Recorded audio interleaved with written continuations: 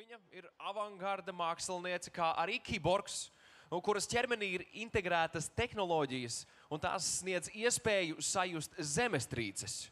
Šodien šeit, iNOVUSS jaunradas festivālā, Ribas savā lekcijām, jeb performancēm dalīsies ar mums piedzīvotajā un savās sajūtās, kā arī atspoguļos tās savā priekšnesumā, to daļu šīs skatuves, kurā ikvienam tiks sniegt iespēja sajust vienotību ar mūsu planētu un pat ar mēnesi. Lūdzam uz skatuvi mākslinieci un kiborgu Ribas ar savu lekciju performanci Dabas ritmā. Ribas, please. Hello. Hi. Ar aplausiem lūdzu sagaidām. Stage is yours. The clicker? Hello, I need the clicker, I think. Okay. Thank you. Cool, thank you.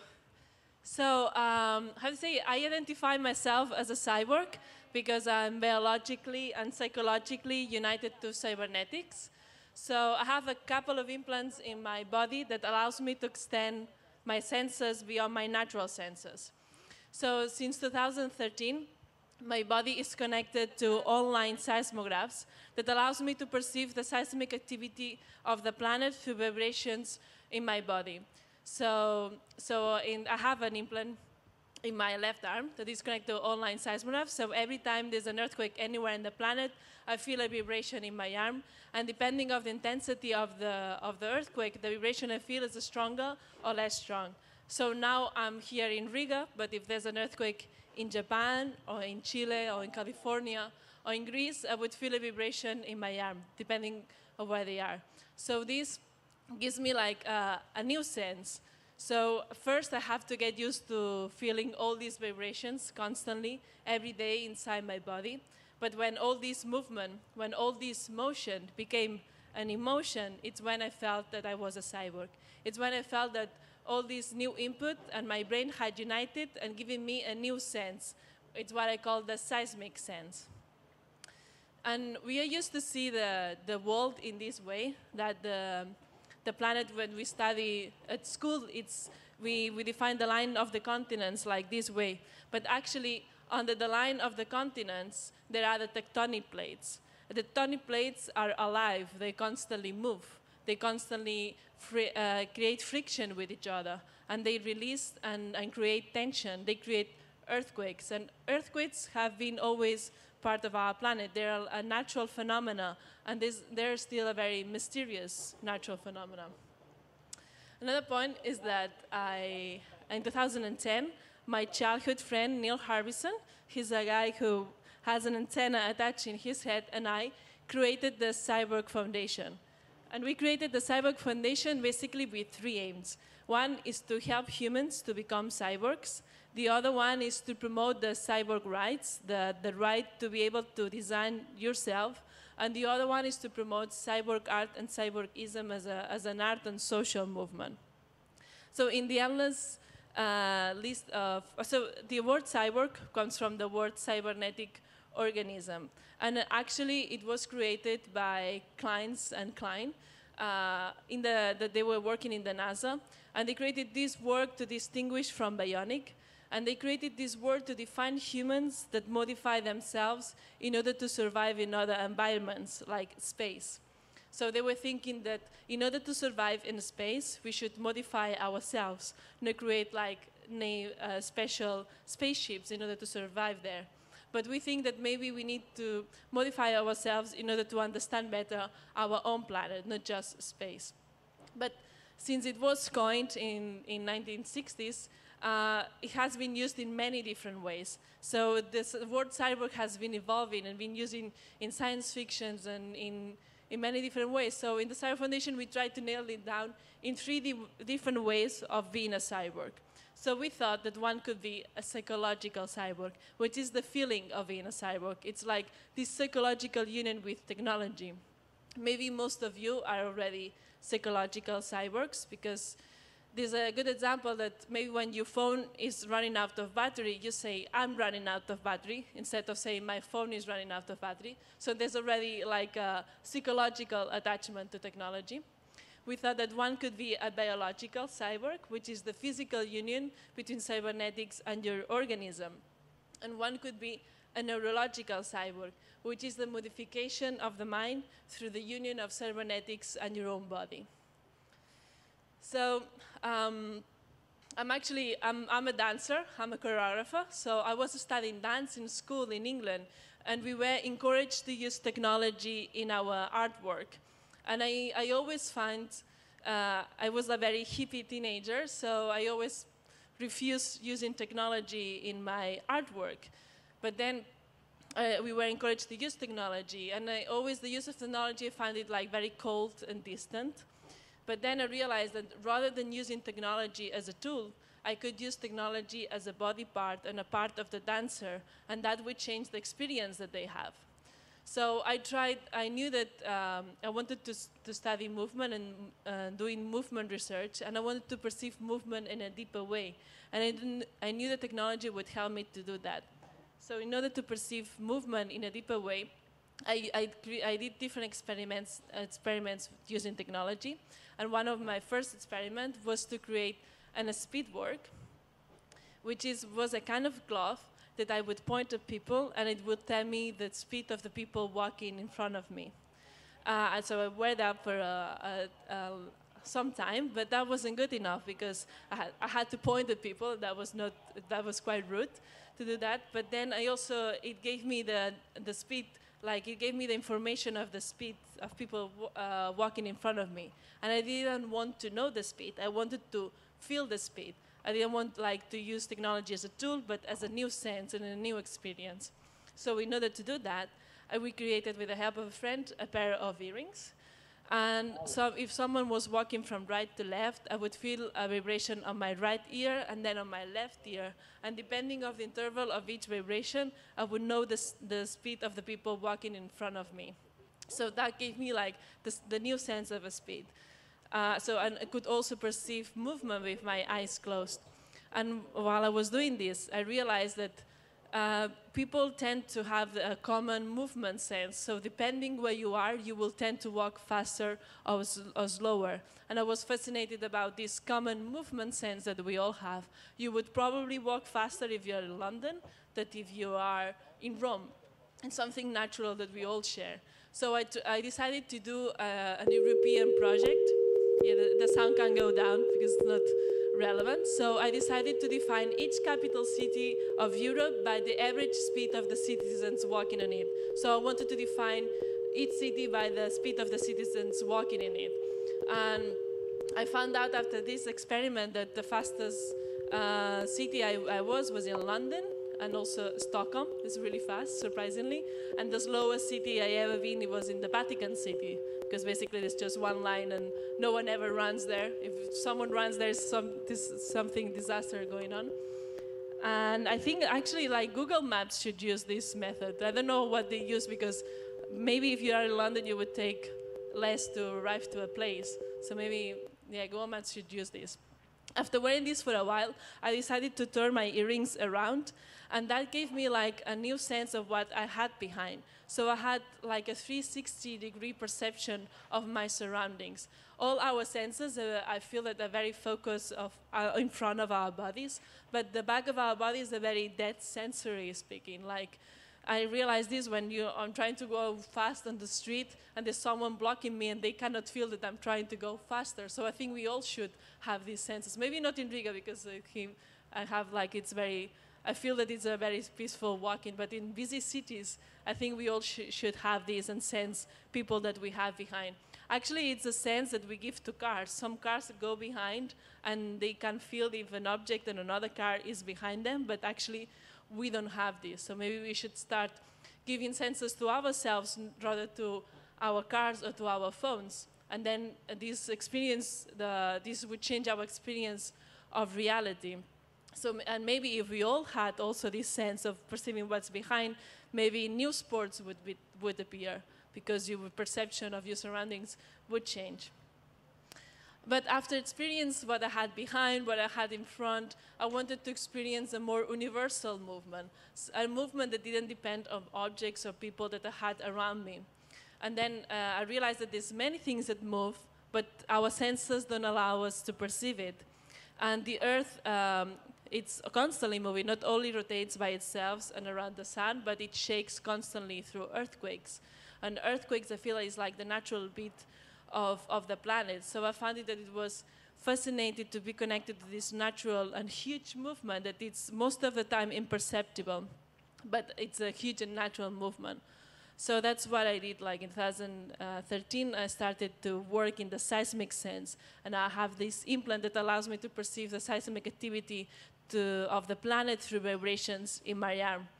So first I had to get used to this new input to feel these vibrations constantly, but now it's like a part of me. I feel like it's a new heartbeat. So now I feel like I have two heartbeats, like my own and the Earthbeat, having its own rhythm inside my body.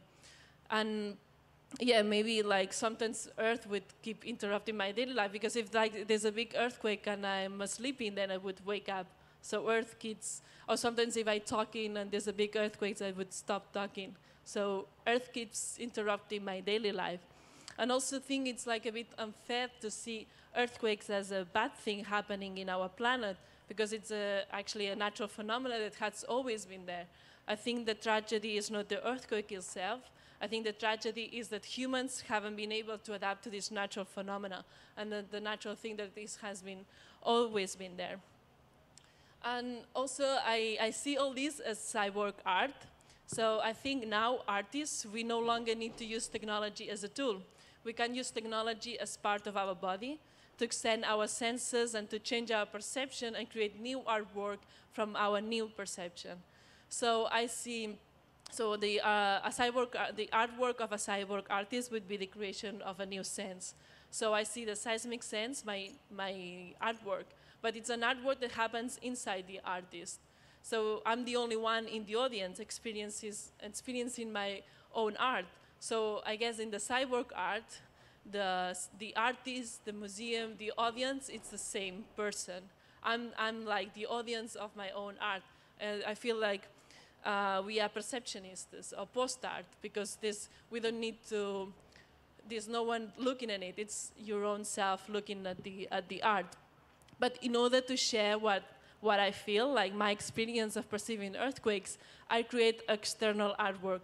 So it'd be a bit similar to taking a photograph. When a photographer takes a photograph, he only sees the photography through the camera, and then he decides how to reveal the photograph. He puts more light, black and white, or like he touches it.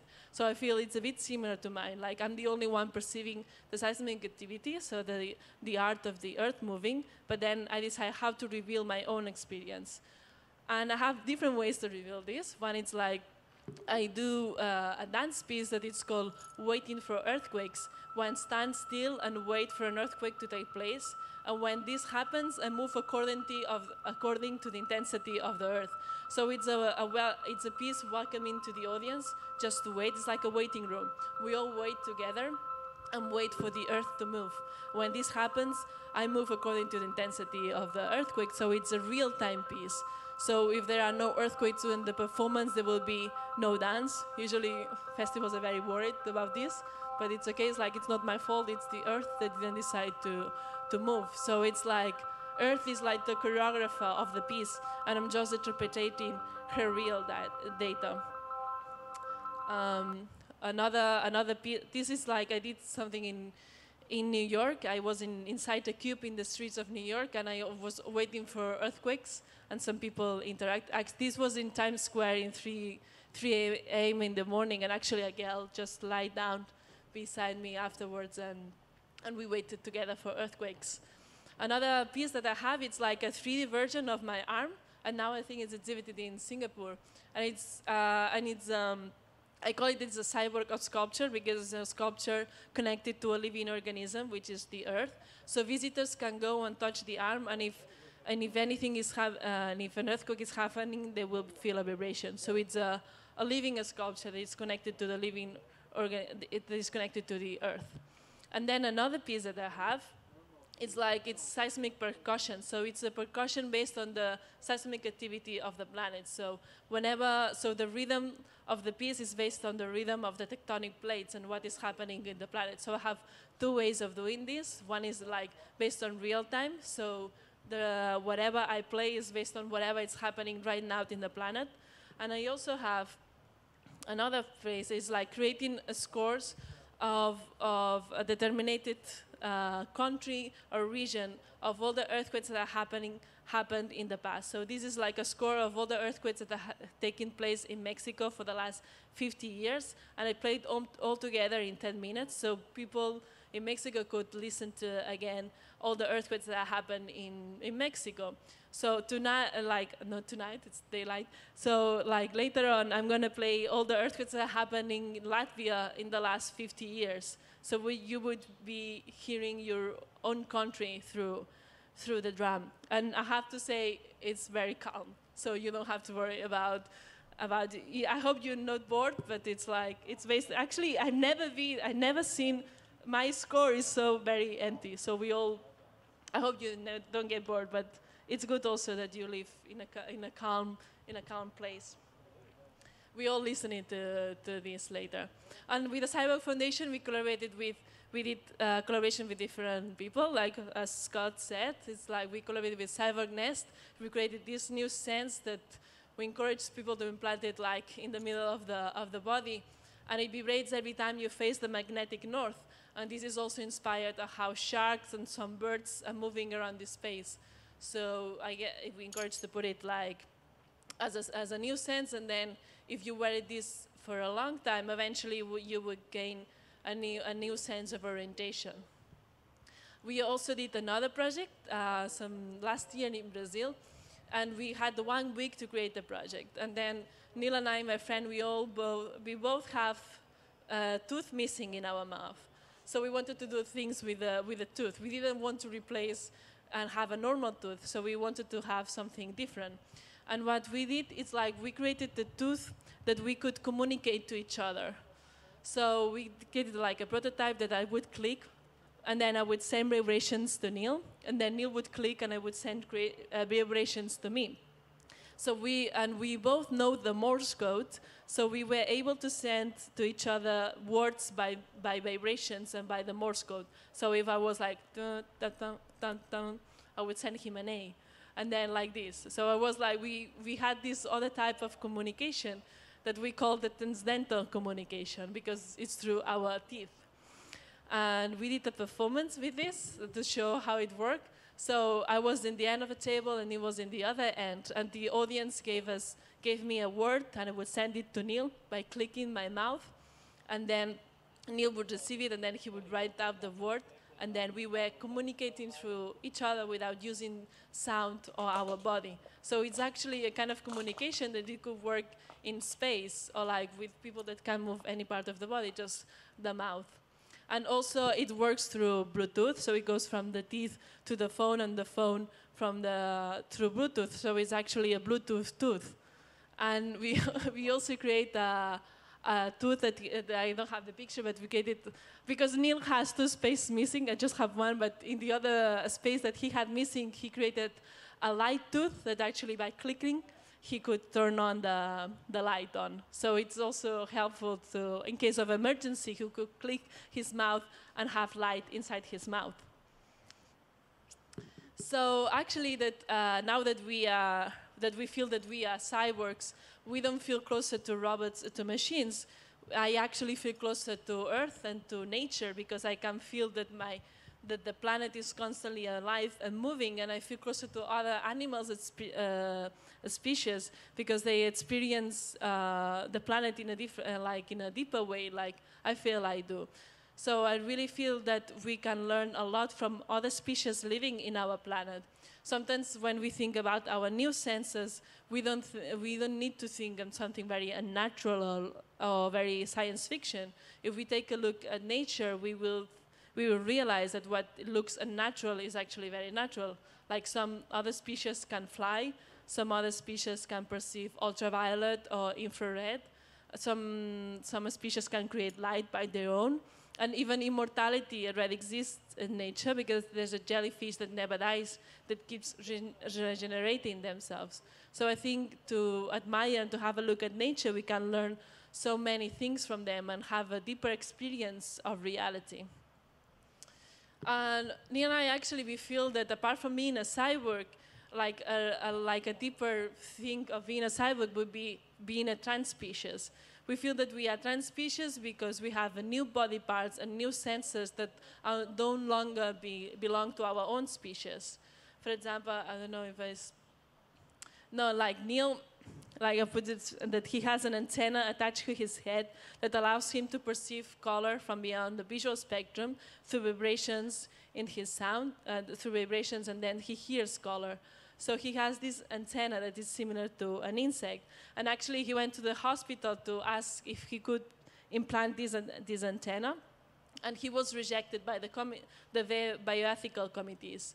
And so the hospital didn't allow him to put the antenna as part of this body. And one of the reasons that they gave it to him was that it wasn't necessary, that it could be dangerous, and they were very, very worried about the bad image of the hospital, that if someone would come like normal and then came out with an antenna. And we find this is a parallelism with the transgender community that happened in the 1930s. They had the same problem, like the bioethical committees of the hospital, they said the same reasons, that it wasn't necessary, that it could be dangerous, and they were very worried about the image.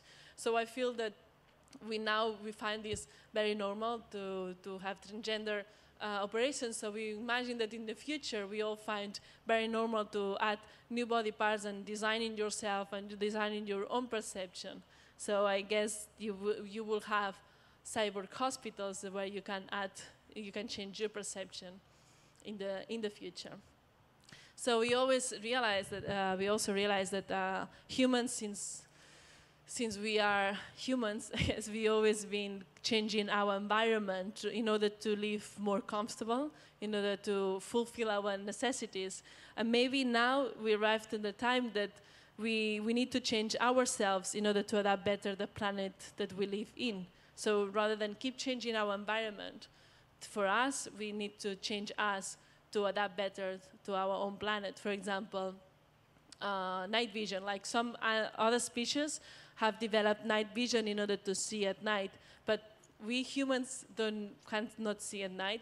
So if Edison would have invented the night vision instead of the light bulb, we would probably be able to see the stars at night, because now the light of the city is like damaging the vision of the stars, but also the waste that the energy created, it's creating so much pollution and damaging our planet, that if we all had night vision, maybe our Earth would breathe more peacefully. Also, like my main project this year is actually in a month. I'm gonna put an implant in my foot that will allow me to feel the seismic activity of the moon. So because the moon is also shaking. So this will allow me to feel, like, to be physically on Earth, but my feet will feel the moon. So this is like extending your senses to explore a space in a different way. I guess in the 20th century, the man went to the moon, and I feel that in the 21st century, maybe we will put the moon to humans. So we feel that if we use internet as a sense, we can feel that things that are happening very far from where we are. So our senses no longer need to be attached to our body. If you use internet as a new sense, you can feel things like I feel earthquakes in the other side of the planet, but you can feel things not just in the other side of the planet, but also in space. If we all extend our senses to explore space, we can become sensonauts. We no longer need to go physically on space and be an astronaut. We can remain on Earth and explore space through new senses that we create and become sensonauts. And yeah, as to finish, I guess that the conclusion would be that we humans are the ones who need to make sure that the union between technology and ourselves doesn't alienate us from nature and to other animals, but actually get us closer to nature, to other animals, and to space. It's like a human decision. and encourage you all to design yourself and explore reality in a deeper way. Thank you. And now, yeah, like maybe you can put the video of the score, and I'm gonna play all the seismic activity that happened in Latvia in the last 50 years. And don't worry, because it's very quiet, so I hope you don't get bored.